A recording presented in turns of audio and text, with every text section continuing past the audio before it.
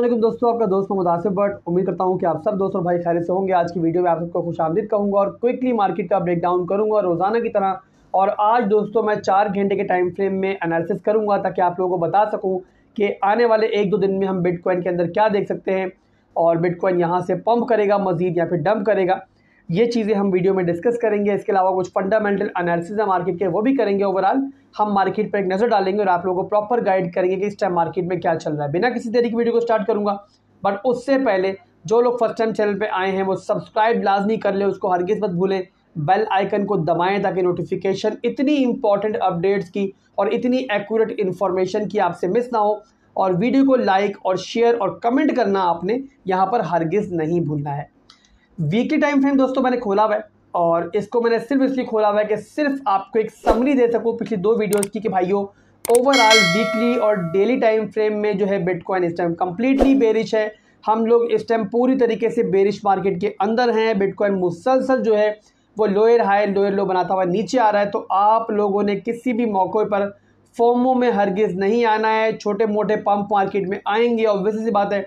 अगर मार्केट नीचे जाएगी तो कंसोलिडेट करके ऊपर भी आएगी, तो फोमो में नहीं आना है। स्मॉल एंट्रीज लेना चाह रहे हैं तो स्टॉप लॉस के साथ लें, स्कैल्पिंग करना चाह रहे हैं तो वो भी स्टॉप लॉस के साथ करें। ओवरऑल आप लोग ब्लाइंड एंट्रीज से इस टाइम परहेज करें और थोड़ा सा ध्यान से मार्केट में चलें। अब दोस्तों मैं 4 घंटे के टाइम फ्रेम में अपना चार्ट खोलूंगा ताकि बता सकूं कि स्मॉलर टाइम फ्रेम में हम क्या देख सकते हैं आने वाले दिनों में। उससे पहले एक लिंक अभी ऊपर आ जाएगा, तो इस वीडियो को देखने के बाद उस वीडियो को लाजमी देखना। यहाँ पर मैंने वीकली टाइम फ्रेम में एनालिसिस किए ताकि आप लोगों को ये मालूम पड़े कि ओवरऑल हम महीने 2 महीने में मार्केट को कहाँ पर देखते हैं और क्या बुल रन जल्दी आने का चांस है या बेयर रन कंटिन्यू होगा। उस वीडियो को देख के आप लोगों को अंदाज़ा हो जाएगा।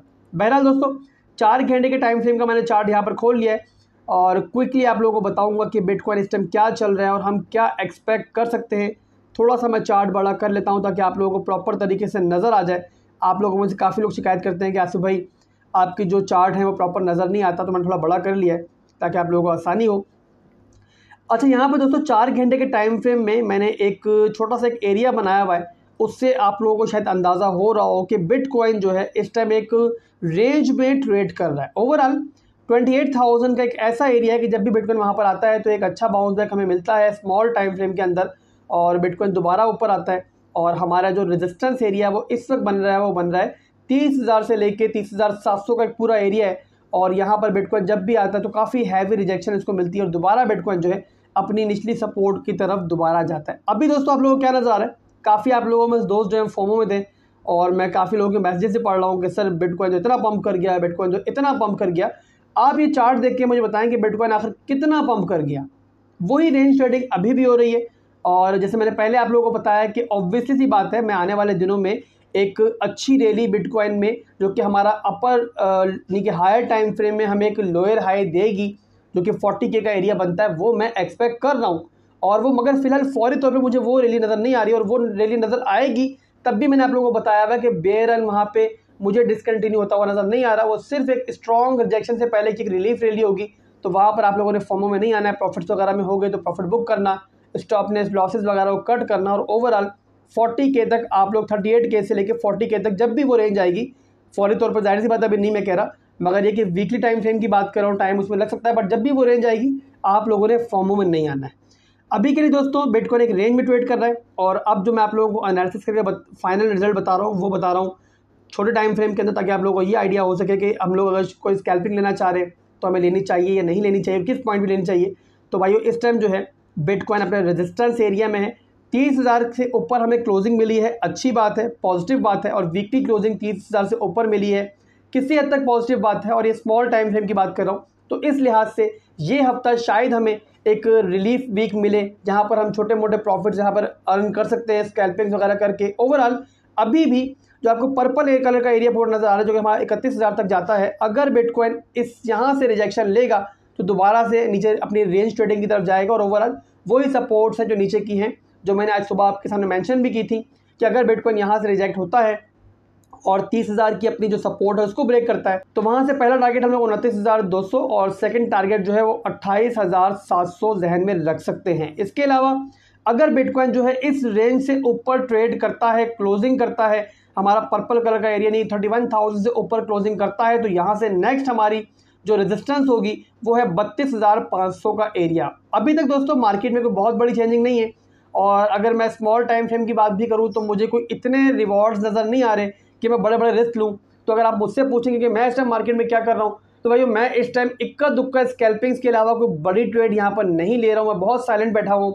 और जो दोस्त अगर अभी शिकवा कर रहे हैं कि यार हम लोगों से ये छोटा मोटा प्रॉफिट मिस हो गया, तो बड़े प्रॉफिट की तरफ आप लोग क्यों नहीं जाते हो।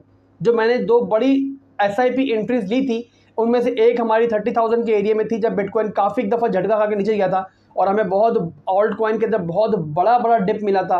वहाँ आप लोगों ने एंट्री क्यों नहीं ली जब मैंने अनाउंस किया था अपने ग्रुप के अंदर। उसके अलावा जब बिटकॉइन 27,000 की रेंज में गया तब भी मैंने अनाउंस किया था कि मैं सेकंड एंट्री ले रहा हूँ। वहाँ पर आप लोगों ने एंट्रीज क्यों नहीं ली। ये वो दोस्तों वो एंट्रीज थी जो बहुत अच्छी एंट्रीज थी, जहाँ पर दोबारा जब मार्केट ऊपर आई तो मैंने आपको ये भी अनाउंस किया था कि मैं अपना आधा माल जो है यहाँ पर बेचूंगा।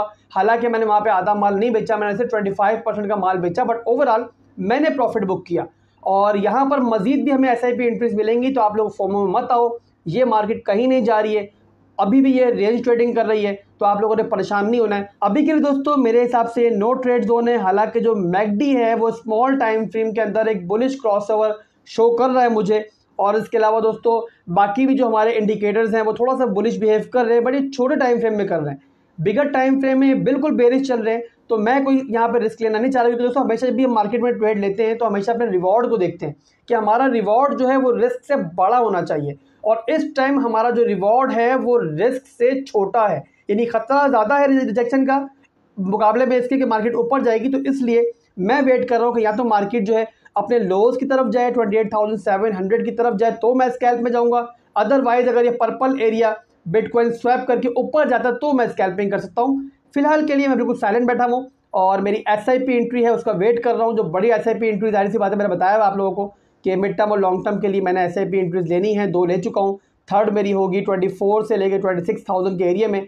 अगर बिटकॉइन वहाँ जाएगा तो मेरी थर्ड SIP एंट्री वहाँ पर होगी। क्विकली मैंने मार्केट के बारे में आपको एक तस्वीर पेश की। उम्मीद करता हूँ कि आपका जहन थोड़ा क्लियर हुआ होगा, यहाँ पर फोमो में आप लोग नहीं आओगे, कोई मिस्टेक नहीं करोगे। अब इसके अलावा दोस्तों कुछ फंडामेंटल एनालिसिस है वो मैं आप लोगों को बता दूँ। लूना के बारे में एक न्यूज़ है कि लूना जो है उसकी बर्निंग हुई है, और अभी तक तकरीबन जो है 162 मिलियन लूना जो है उनको बर्न किया गया है। जाहिर सी बात है बहुत बड़ी तादाद ये नहीं है, और मैं इसे सिर्फ यही कहूँगा कि बस एक डूबते को तिनके का सहारा दिया जा रहा है। और उन्होंने एक जो है लूना वालों ने, टेरा लूना वालों ने एक एड्रेस बनाया है, और वहाँ पर जो फालतू लूना है उनको भेजा जा रहा है ताकि वो उनको एज ए बर्निंग मैकेनिज्म के तौर पर देखा जाए। जाहिर सी बात है कॉइन मार्केट कैप पर अगर जाके आप देखोगे तो वहाँ पर आप लोगों को चेंजिंग नज़र नहीं आएगी टोटल सप्लाई में, बट यहाँ पर ये एक ऐसे एड्रेस पर इस लूना को भेज रहे हैं जहाँ से उन्होंने क्लेम किया है कि इसको वापस नहीं लिया जाएगा, तो एक तरह से बर्निंग ही कहलाती है। इसके अलावा दोस्तों काफ़ी सारी ऐसी एक्सचेंजेस हैं जो लूना को हेल्प करने का सोच रही हैं, और यहाँ पर MEXC ने जो है बहुत बड़ी अनाउंसमेंट की है कि अगर लूना पे जो वोटिंग चल रही है अगर 50% को वो हिट करती है तो उस सूरत में जो MEXC एक्सचेंज है वो अपनी स्पॉट ट्रेडिंग की फीस को जो है वो लूना बाय करने के लिए यूज़ करेगी, और उस लूना को बाय करके वो वहाँ से बर्न करेगी, यानी कि उसी एड्रेस पे सेंड कर देगी जिसके बारे में लूना ने अनाउंस किया है कि वहाँ पर फालतू लूना भेजे जा रहे हैं। इसके अलावा लूना ने ये भी कहा है कि जो भी उनके तमाम कम्युनिटी मेंबर्स हैं उनके पास भी जो फालतू लूना पड़े हुए हैं वो उनकी हेल्प करें उनको बर्न करने के लिए और उस एड्रेस पर भेजें। तो ओवरऑल काफ़ी बड़ी जो है बर्निंग आज हुई है, बट इसके अलावा मैं हरगिज़ यहाँ पे ये नहीं कह रहा कि लूना को $1 पर चला जाएगा, वो जाहिर सी बात पॉसिबल नहीं है, बट हम लूना में आने वाले दिनों में शायद थोड़ी सी प्राइस में मजीद जो है ऊपर की तरफ जाते हुए देख सकते हैं अगर ये बर्निंग कंटिन्यू रहती है। अभी के लिए भाइयों बस वीडियो में इतना ही था, और यहाँ पर मैं उम्मीद करता हूँ कि वीडियो आप लोगों को पसंद आई होगी। पसंद आई तो वीडियो को लाइक शेयर कर दीजिएगा, इसके अलावा कमेंट करना भी आपने हरगिज़ नहीं भूलना, और अगर चैनल आपने अभी तक सब्सक्राइब नहीं किया तो सब्सक्राइब कर लो। अल्लाह हाफिज़।